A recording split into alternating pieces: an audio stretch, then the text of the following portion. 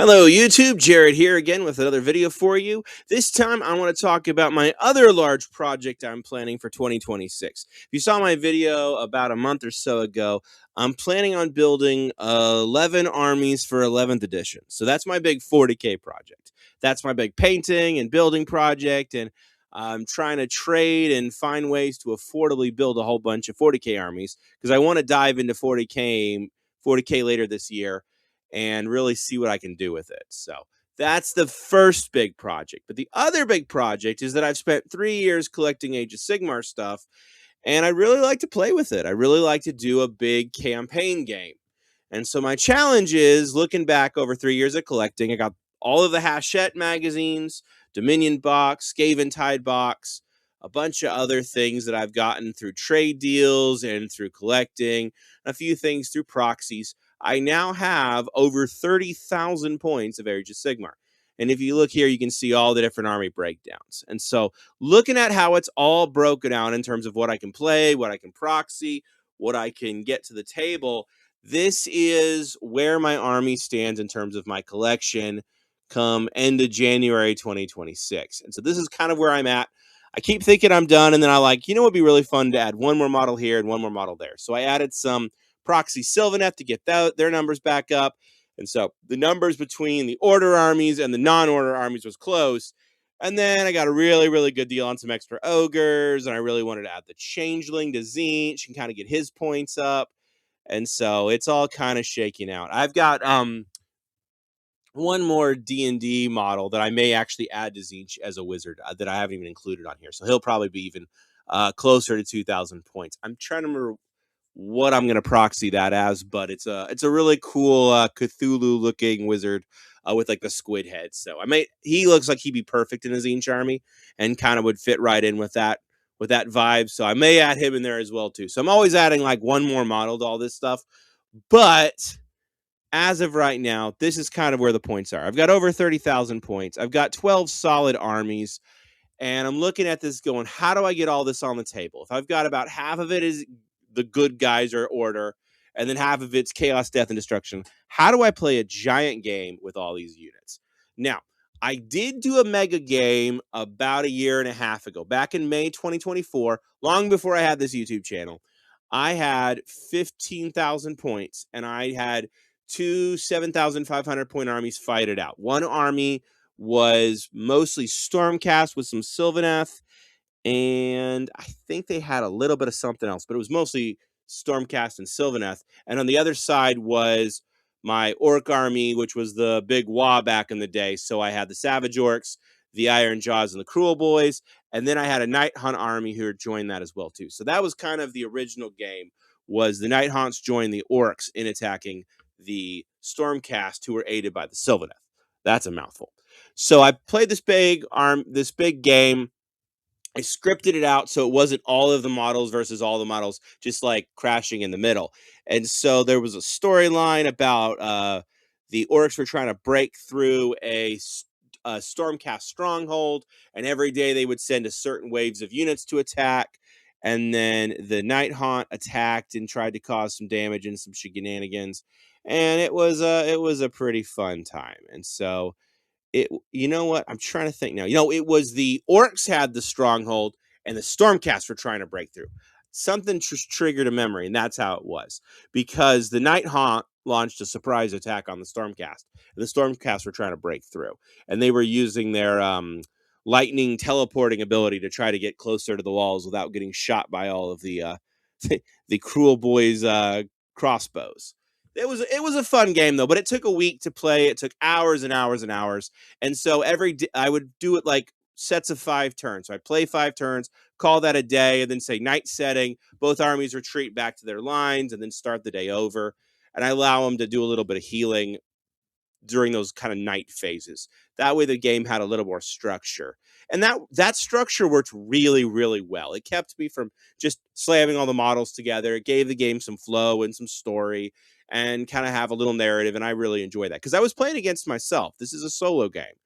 And so that was the main kind of general gist, is the orcs had this giant stronghold and the Stormcast were trying to crack it. And the Stormcast also had Karazai, who I had just gotten, And so the big dragon came in and he was smashing stuff, and I had destructible terrain rules for the terrain. And so he was tearing walls down, and then the tree lords were coming in and tearing walls down and punching holes in the fort so that the orcs were fighting the Stormcast hand to hand. It was a good time. It was a lot of fun, but it was fun until it wasn't, because after about 10 hours, 12 hours of gaming by yourself, it got really slow towards the end. There were so many cool moments of battles at the wall and frantic battles and counterattacks, and the orcs charged out to ambush, and the Night Haunt did an ambush, and it was fun. But one of the things I ran into is when you have a persistent board and you got to pull back every 5 turns, it meant that turn 1 of just about every mini game was moving up the board and slowly positioning while getting shot by massive amount of every single artillery piece and ranged weapon. And so the kill bows, I have 2 kill bows for my cruel boys. They sat back and just pelted everything the Stormcast had until they got destroyed.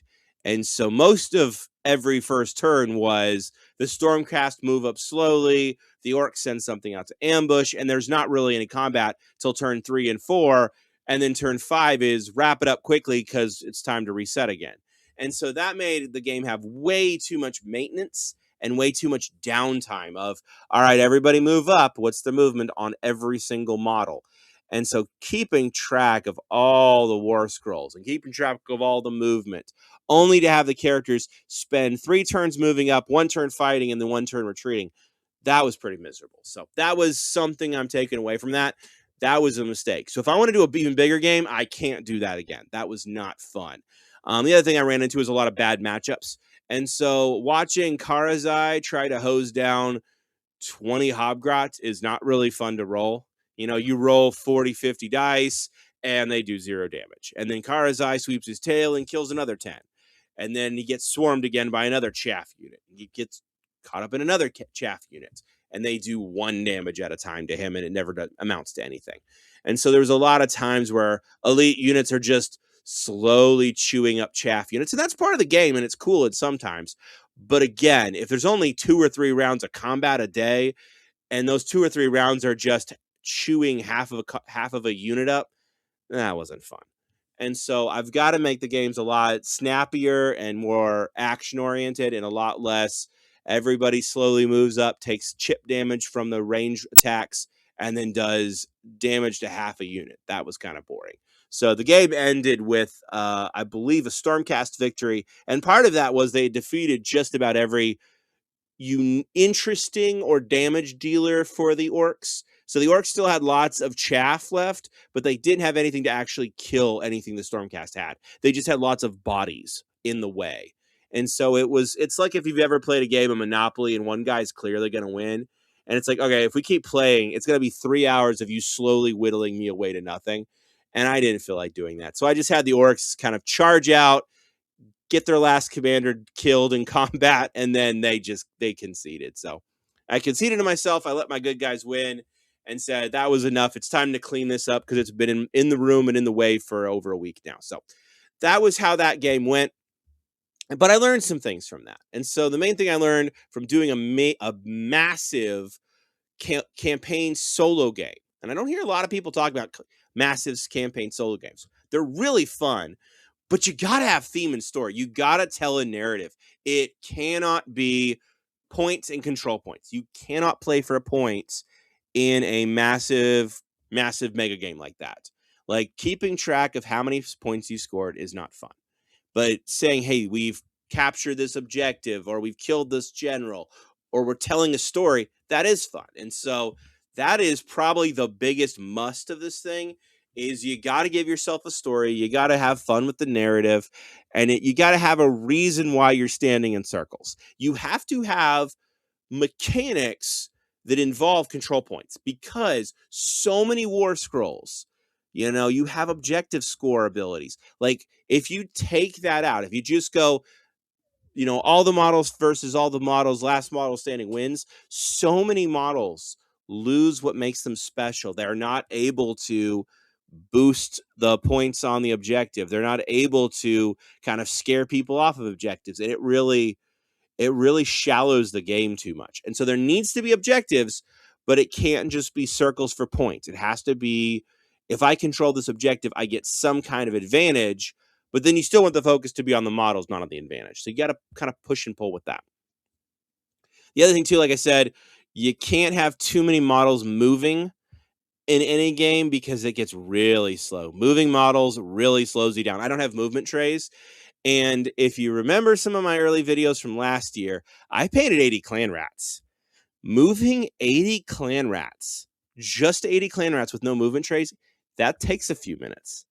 And in a giant game where I have to move the literal 1,000 models that I own, that's a slow, boring game. So it can't be everybody slowly moving up a persistent board. Persistent board is not an option.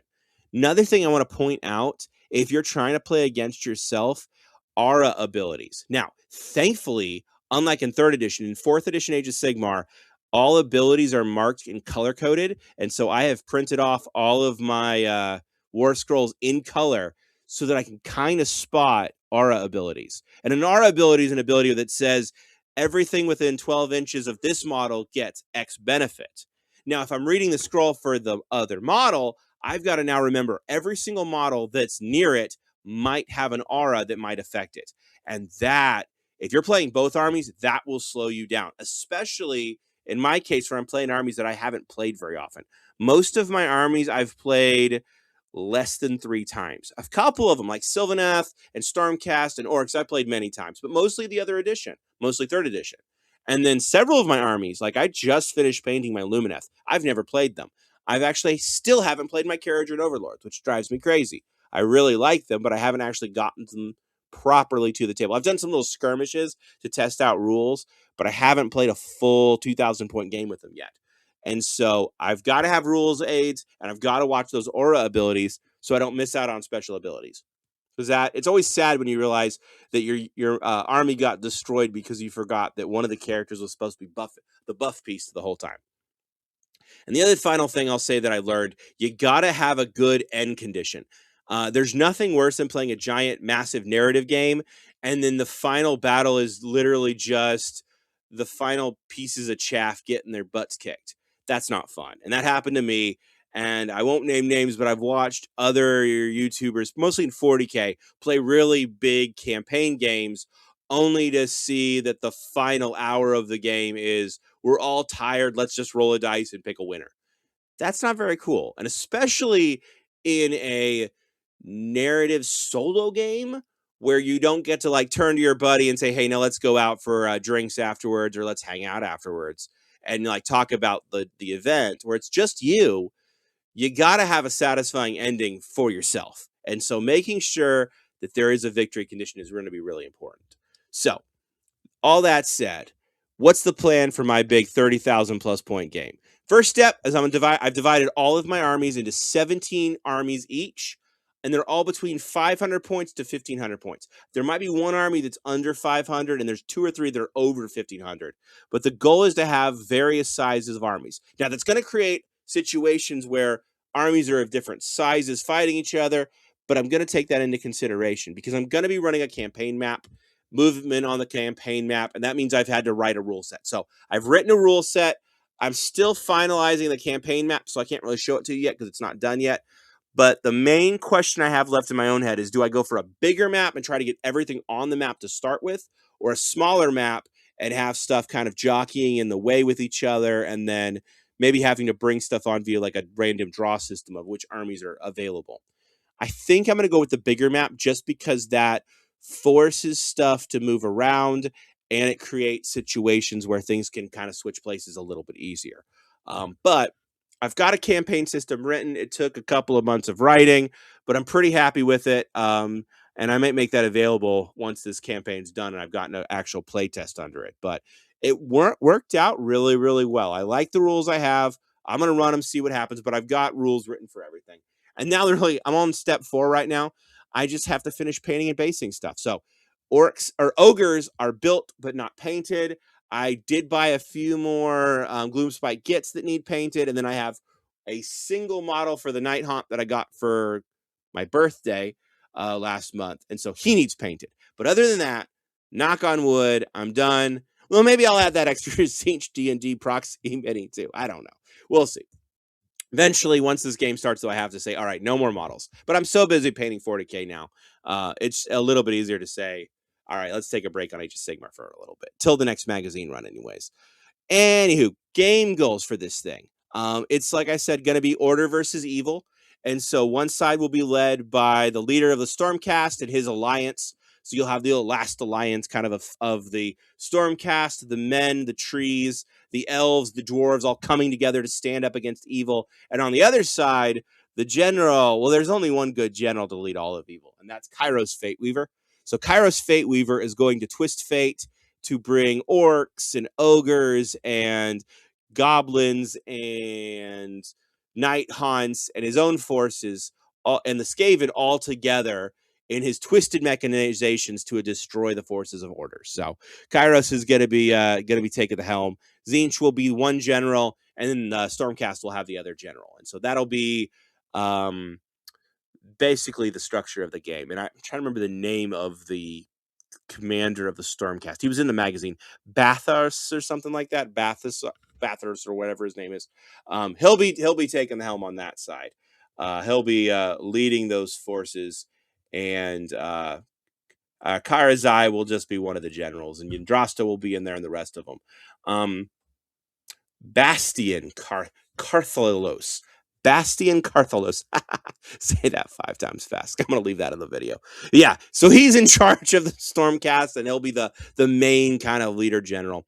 And then on the other side, Kairos Fate Weaver. So that'll be a lot of fun. I'm going to do a symmetrical map, and in the very middle will be 4 boards that will be competed over, and each one of those, if you can control it with a wizard, you get access to another endless spell list. And so during a kind of a turn where you can launch multiple battles, you'll be able to use pick endless spells that you've unlocked and bring them into those battles with wizards. And so the endless spells, because I have that box, gives me 4 sets. And so there'll be 4 places of power that could be conquered to unlock those. So whoever's conquered the middle of the board gets the advantage of controlling all the endless spells. Whereas the sides of the board, you'll be able to sneak around. And then I'm going to use like a catapult that I have. That's a little model catapult. And so if you capture those on the sides of the board, you can use those to tear down the capital cities as well. So if you go on the side, you can take the catapult and cut off supply routes. If you go in the middle, you can take the places of power to get endless spells. So that'll make the board a little more exciting and interesting. So it's not just conquering territory every game. And then this is obviously a permadeath game. So if an army is defeated, they're dead forever. At least in terms of the campaign. If units are defeated, they're gone forever. If they're injured or a character's injured, there'll be ways for them to heal. I'm going to give every army a supply wagon. And so this is a separate command point that they have to protect. And as long as they protect their command point, their supply wagon, they'll be allowed to heal between battles and use command points. Once that's destroyed, no more command points and no more healing until they go back and reestablish their supply lines. And then there'll be generals. I think what I'm going to do is have it so that if a general wins a battle, they can take either an enhancement or an artifact. And then if you win a second battle, you get whichever one you didn't pick the first time. And so I want to use enhancements and artifacts as rewards for victories. So I think that's a fun way to add those to the game. And then certain armies, each army is going to have 2 assassins, 2 sappers, 2 scouts, and then 1 general and 4 sub-generals. And the rules will be pretty simple. Assassins can trigger a game and basically force enemies into reserve so they can try to assassinate the enemy commander. Sappers can deploy, if on defense, can deploy extra terrain. Scouts can move faster, and then the generals will get extra command points. So that's the rules I'm looking at right now. And then next up is my improvement. So things that I'm going to do different than last time. 2,000 point max on the board at any time. So if you're bringing a 1,700 point army, you can't take a 500 point army because that's over 2,000 points. But if you can bring 2 1,000 point armies in the same battle and ally them. And so as long as the total is under 2,000, I'm going to let it go, because over that, then you're looking at multiple days to play a single battle, and it'll take forever to do this thing. So I want the games to be doable and playable within a day. And so the individual battles, I'll be able to knock out in a day, and then hopefully clean up and then set up so I'm not sitting on a giant table blocking my room for a full month, and I can set up and tear down and play the next game in the scenario and then record the results. And so every map is going to have a King of the Hill style control point. If you take the control point and you take the map, and then you kind of move up the board, and then if you take the supplies, you can cripple the other guy's army or try to kill their general. And so that's going to be kind of the goals of each area. And like I said, certain areas will have a place of power or a fortress or siege equipment or a supply point or something like that, just to keep it interesting, keep it fresh. There's going to be rules on how to retreat an army if you're clearly losing. So if a 1,000-point army goes up against a 2,000-point army, they'll have to play for at least 3 turns, but after that, they can run away. That way, the 2,000-point army can try to beat up on them, but the 1,000-point army has a chance to get out of there. And hey, maybe they can assassinate a general or do something useful and not just get destroyed. So that way, the game stays interesting. I want to have some rules on how to reforge the army. So if 2 armies are damaged, can they join together? I wrote some rules on that. And then just making sure every battle has some kind of consequences, whether it's, okay, I knew I was going to lose the battle, but at least I killed a general, or at least I killed an elite. A unit to cripple the army for later, make it easier for the next guy to get the win. So I want to have some consequences, and it looks like it's going to be a pretty good system for that. And then 2 ways to win the ultimate campaign. One is to kill the general and the 4 or 5 sub-generals, or if you take that capital city at the very, very end. You know, if you can get to the far end of the map and you can destroy their big fortress with their main general in it, that is also going to be a victory. And so there's a goal to protect your home, but also to protect your generals. And so that'll keep it interesting. Final rule for myself, and this is really, really important if you're going to play solo games. Have fun, but one of the most important ways to have fun is do not cheat against yourself. Do not ever fudge dice rolls against yourself, because the second you start saying, do I really need to roll the dice? Do I really need to, let this happen? Oh, my favorite unit died. I'm going to pretend he rolled a 6 and saved it. Once you start doing that, it's not a game anymore, and it's just you're playing pretend with your toys. And so if you want it to be a game, you got to play it as a game and roll with the dice, like pun intended. If you roll bad, you roll bad. If you roll good, you roll good. If you forgot a rule, that's on you. You can't be fudging rules. Otherwise, all the stakes go out of the game and it gets really unfun. I've made that mistake one time where I was playing a smaller campaign against myself, and I fudged one roll, and after that, the game just wasn't fun anymore. And so never fudge your dice rolls. If you're going to commit to a system, commit to it. Let the dice tell the story. You bring the strategy, and the dice will tell you what the story was. And so you've got to be honest with yourself. If you can't be honest with yourself, you can't be honest with anybody. So if you're going to play a campaign against yourself, roll the dice, see what happens, and be honest with yourself, and you'll have 10 times much more fun. I can promise you that. Even if you don't love the rule set, even if the game doesn't go the way that you hoped it would, if you're playing both sides, let both sides try to win. Make logical, good choices. Don't play favorites. Let the dice make the decisions, and really, really just have a good time. So that's all I've got for you on this project. I'll update you as I get closer, and I'll probably make a video after the campaign and tell you how it went and maybe some more takeaways. And if anybody's interested in my rule set, let me know, and I may be able to eventually publish it once I've got this full playthrough done, if it's really fun.